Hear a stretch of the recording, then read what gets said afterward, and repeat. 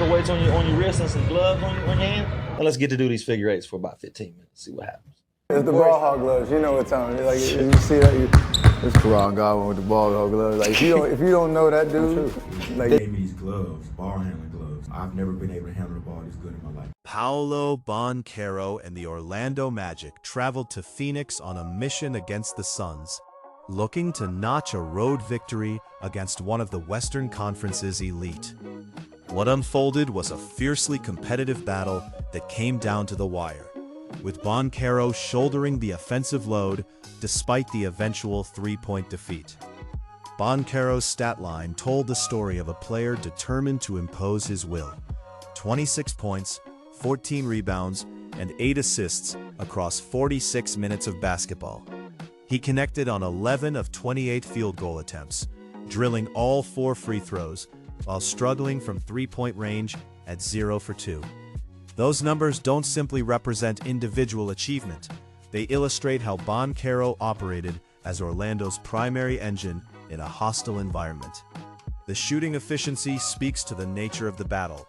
At 39.3% from the field, Banchero was working in a crowded paint and against layered defenses that Phoenix constructed specifically to disrupt his rhythm. Rather than forcing perimeter attempts, he attacked downhill consistently, living at the free throw line where he was perfect.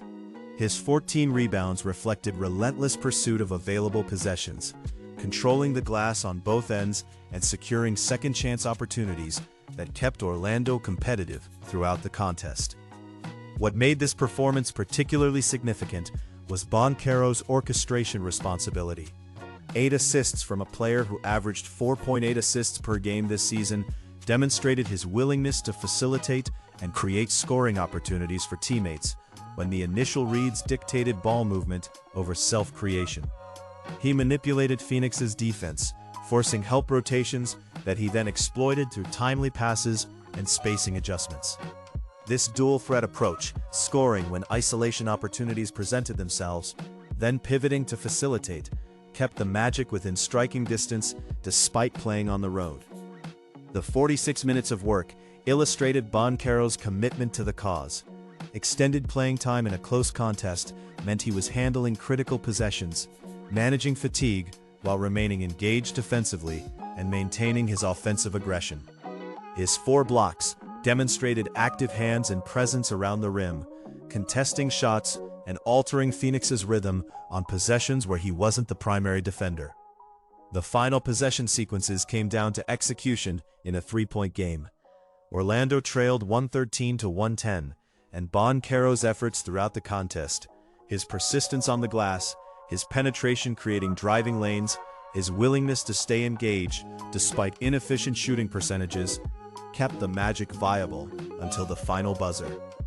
While the result didn't fall in Orlando's favor, the performance itself showcased a player refusing to diminish his impact despite difficult shooting conditions and a resilient opponent.